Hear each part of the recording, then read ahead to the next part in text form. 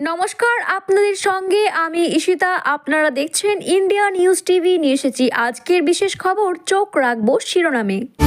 CBI ও ইডির খাঁচায় বন্দি পাখি। প্রভুর শেখানো কথাই সে বলে, কটাক্ষ করল শোভন দেব। কেন্দ্রীয় বাহিনী দিয়ে নির্বাচন, নিজের গড় বাঁচাতে পারলেন না শুভেন্দু। সংখ্যালঘু সংখ্যাগুরু বিতর্কের জেরে ঘরে বাইরে সমালোচনার মুখে ফিরহাদ হাকিম।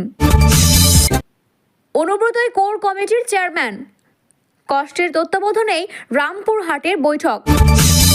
ঘনিষ্ঠ ছবি প্রকাশ্যে আসতেই শালিকার সাথে সম্পর্কের ফাটল, আক্রোশ মেটাতেই খুন করা হয়েছে। এরকম বিস্তারিত খবর জানতে চোখ রাখুন ইন্ডিয়া নিউজ টিভিতে।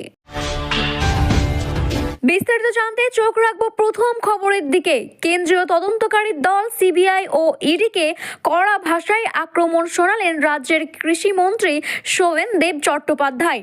তার কথায়, সিবিআই ও ইডির খাঁচায় বন্দি পাখি। তারা শুধু প্রভুর কথা শোনানো কথাগুলোই বলে থাকে। তাই তদন্ত করতে নেমে প্রমাণ জমা দিতে পারে না, চার্জশিট জমা দিতে পারে না। ফলে একের পর এক জামিন পেয়ে যায় সবাই। আরজিকর হাসপাতালের চিকিৎসক তরুণীকে ধর্ষণ করে খুনের ঘটনায় অভিযুক্ত সন্দীপ ঘোষ ও অভিজিৎ মণ্ডলের বিরুদ্ধে চার্জশিট জমা দিতে পারেননি সিবিআই। ফলে জামিন পেয়েছে দুজনেই। সেই ঘটনার রেস্টে নেই কেন্দ্রীয় তদন্তকারীর দুইটি সংস্থাকে কটাক্ষ করেন রাজ্যের মন্ত্রী। রবিবার বর্ধমানের বিশ্ববিদ্যালয়ের কর্মচারী সমিতির উদ্যোগে রক্তদান শিবিরের আয়োজন করা হয়েছিল। সেই অনুষ্ঠানে বক্তব্য রাখতে উঠে সিবিআই ও ইডিকে কটাক্ষ করেন শোভন দেব চট্টোপাধ্যায়। তিনি বলেন, সিবিআইয়ের কি অবস্থা? একটি মেয়েকে ধর্ষণ করে খুন করা হলো, ঘটনা নিয়ে এত কিছুই হলো। মমতা বন্দ্যোপাধ্যায় নির্যাতিতার বাড়ি গিয়েছিলেন। নির্যাতিতার পরিবারকে তিনি বলেন, আমাদের উপর ভরসা না হলে সিবিআই তদন্ত করবে, তাদের ওপর ভরসা রাখুন। এরপর তদন্ত শুরু করলো সিবিআই। কিন্তু চার্জশিট জমা দিতে পারেনি সিবিআই। আসলে সিবিআই আর ইডি হচ্ছে খাঁচার বন্দি পাখি। প্রভুর কথাই তারা বলে। তাই একটা কেসও প্রমাণ করতে পারে না। 2% ওদের সাফল্য নেই। এই তো কিছুদিন আগে ডাক্তারদের আন্দোলন হলো, পুরোটাই পরিকল্পিত। রাজ্যের মন্ত্রীর কটাক্ষ, এর মধ্যে আমাদের রাজ্যের 2টো মামলার সমাধান হয়ে গেল। কিন্তু একটি মৃত্যুদণ্ড আর একটি যাবজ্জীবনের সাজা ঘোষণা হলো। আমরা তো পেরেছি, তাহলে সিবিআই কেন পারছে না? একটার পর একটা বেল হয়ে যাচ্ছে। এরপরে কেন্দ্র বিজেপির সরকারকে কটাক্ষ করে শোভনদেব চট্টোপাধ্যায় বলেন, দিল্লির হাতে অনেক টাকা, তারা টাকা দিয়ে বেশ কিছু টিভি চ্যানেলকে কিনে নিয়েছে। কিন্তু মমতা বন্দ্যোপাধ্যায় সাফ জানিয়ে দিয়েছেন, হাজার চেষ্টা করলেও হবে না। শেষ কথা টিভি বা মিডিয়া বলবে না, বাংলার মানুষ বলবে। সেই সঙ্গে তিনি চ্যালেঞ্জ ছুড়ে বলেন, 2026 সালের বিধানসভা নির্বাচনে মুখ্যমন্ত্রী মমতা বন্দ্যোপাধ্যায় সরকার ক্ষমতায় আসবে। দীর্ঘ টানাবহলের পরে এবার সুপ্রিম কোর্টের নির্দেশে কেন্দ্রীয় বাহিনীর মোতায়েন করে নির্বাচন হলো কাঁথির সমবায় ব্যাংকের 108টি আসনে। নিজের গড় রক্ষা করতে ব্যর্থ হলেন বঙ্গ বিজেপির অন্যতম শীর্ষ নেতা তথা বিধানসভার বিরোধী দলনেতা শুভেন্দু অধিকারী। 108টির মধ্যে 100টি আসন পেয়েছে তৃণমূলের সমর্থিত প্রার্থীরা। বাকি 7টি আসনে বিজেপির সমর্থিত প্রার্থীরা জয়লাভ করেছে। একটি মাত্র আসনে নির্দল প্রার্থী জয়ী হয়েছে। টানটান উত্তেজনার মধ্যে নির্বাচনী প্রক্রিয়া শেষ হয়েছে। সকাল থেকে বিক্ষিপ্ত অশান্তির খবর পাওয়া যাচ্ছিল। বেশ কয়েকটি জায়গায় তৃণমূলের দুষ্কৃতীরা হামলা করে বলে অভিযোগ তুলেছে শুভেন্দুর বাবা তথা প্রাক্তন তৃণমূল সাংসদ শিশির অধিকারী। তিনি বলেন, আগে ভোট হতো না, এখন ঠিক ভোট হচ্ছে, এবার চোরেরা পালাবে কোথায়? এই নিয়ে কাঁথি পৌরসভার চেয়ারম্যান সুপ্রকাশ গিরি বলে, আজকে শিশিরবাবু যে কথা বলেছে সেটা সত্যি। আগে শুভেন্দু অধিকারী চেয়ারম্যান ছিলেন, তাই ভোট হতো না, তিনি সিলেকশন করতেন। এখন কেন্দ্রীয় বাহিনী দিয়ে ভোট হয়েছে, সত্যিকারে চোরেরা পালিয়ে গিয়েছে। এই প্রথম কাঁথি সমবায় ব্যাংকে ডেলিগেট নির্বাচনে কেন্দ্রীয় বাহিনী দিয়ে করানোর নির্দেশ দিয়ে সুপ্রিম কোর্ট এই ভোট করিয়েছে। সুপ্রিম কোর্টের নির্দেশ মেনে এই দিন নির্বাচনের প্রক্রিয়া শেষ হয়। ঘরে বাইরে সমালোচনার মুখে কলকাতার মেয়র তথা রাজ্যের পুর এবং নগরায়নের মন্ত্রী ফিরহাদ হাকিম। বিতর্কিত মন্তব্যের জেরে দলের অন্দরে তো তিনি সমালোচনার মুখে পড়েছেনই, এমনকি পাশাপাশি বিজেপি ও কংগ্রেসের তরফেও তার মন্তব্যের সমালোচনা করা হয়েছে। ফিরহাদের মন্তব্যের বিরুদ্ধে সরব হয়েছে কার্তিক মহারাজ। এমনকি রাজভবনের একটি অনুষ্ঠানে যোগ দিয়েছিলেন। এই নিয়ে সমালোচনা করলেন কেরলের রাজ্যপাল আরিফ মোহাম্মদ খান। উল্লেখ্য, শনিবার ফিরহাদ 30 নামের একটি অনুষ্ঠানে যোগ দিয়েছিলেন কলকাতার মেয়র। সেখানে তিনি বলেন, পশ্চিমবঙ্গে আমরা 33% রয়েছি আর গোটা দেশে 17%, তাই আমাদের সংখ্যালঘু বলা হয়। কিন্তু আগামী দিনে আমরা আর সংখ্যালঘু থাকবো না, আমরা সংখ্যাগুরু হয়ে দেখাবো। এখন আমাদের সঙ্গে অন্যায় করা হলে রাস্তায় আমাদের মোমবাতি নিয়ে মিছিলে দাঁড়াতে হয়, কিন্তু এমন একটা দিন আসবে যখন আমরাই বিচার করব, সেই জায়গায় আমাদের পৌঁছতেই হবে।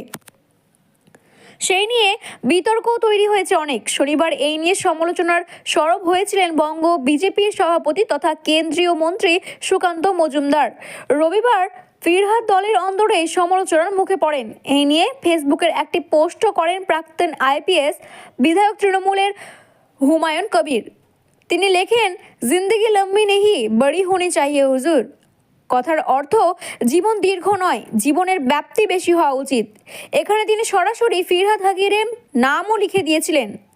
তবে ফিরহাদ হাকিমের এই কথা লেখার পরেও তিনি ইঙ্গিত যে কলকাতার মেয়রকে কোচছেন, সেই কথা বলাটি বাহুল্য নয়। হুমায়ুন অবশ্য এইটুকু বলেই থামেননি।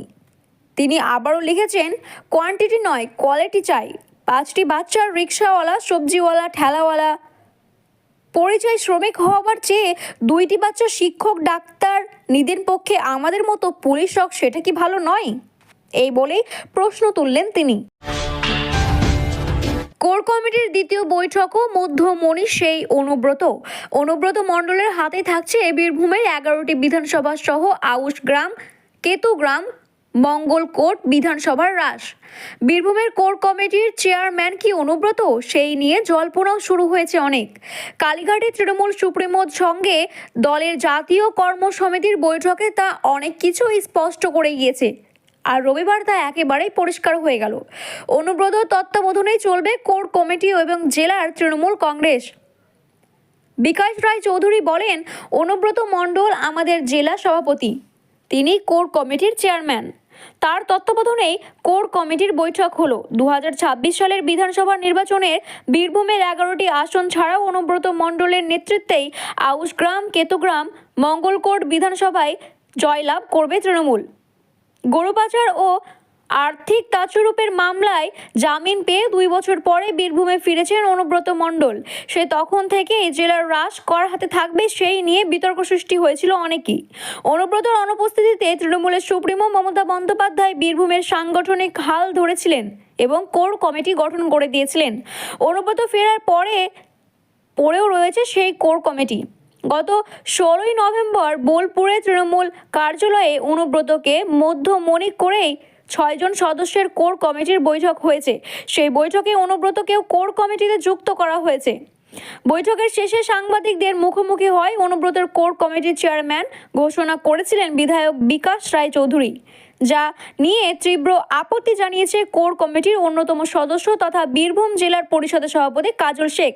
তিনি জানিয়েছে, অনুব্রত কোর কমিটির চেয়ারম্যান, এই সংক্রান্ত কোনো আলোচনাই হয়নি। তবে এই বিষয়ে অনেকটা স্পষ্ট হয়ে গিয়েছে কালীঘাটে তৃণমূল নেত্রী মমতা বন্দ্যোপাধ্যায় তত্ত্বাবধানে দলের জাতীয় কর্মসমিতির বৈঠক শেষে দলনেত্রী কেষ্টকেই কোর কমিটির চেয়ারম্যান ঘোষণা করেছেন, এমনই দাবি করেছেন অনুব্রত। গল্ফ স্ক্রিনের খুন কাণ্ডে তদন্তে নেমে চাঞ্চল্যক তথ্য এলো লালবাজারের হাতে। দীঘায় গিয়ে শালিকার খাদিজা বিবির সাথে তোলা একান্ত ছবি প্রকাশ্যে আনতেই দুজনের সম্পর্কে ফাটল ধরে, আর তা থেকে শালিকাকে নৃশংসভাবে খুন করেন জামাইবাবু আতিকুর রহমান বলে তদন্তকারীদের প্রাথমিক অনুমান। লালবাজারের সূত্রে জানা গিয়েছে, পরিবারের কোনো সদস্যকে না জানিয়ে শালিকাকে নিয়ে দীঘায় সমুদ্র সৈকতে বেড়াতে গিয়েছিলেন অভিযুক্ত আতিকুর রহমান।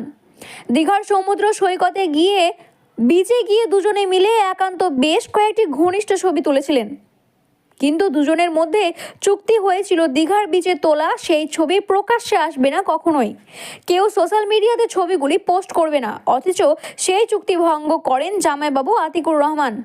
তিনি দীঘায় সমুদ্র সৈকতে দাঁড়িয়ে শালিকার সাথে একান্ত ব্যক্তিগত সেই ছবি ফেসবুকে পোস্ট করে দেন। গোয়েন্দাদের প্রাথমিক অনুমান, এখান থেকেই খাদিজা বিবি এবং আতিকুর রহমানের সম্পর্কে ভাঙনের সৃষ্টি হয়। শুরু হয়ে যায় পারিবারিক গোলযোগ। এরপরে শালিকা খাদিজা বিবি জামাইবাবু আতিকুর রহমানের ফেসবুক থেকে ব্লক করে দেন।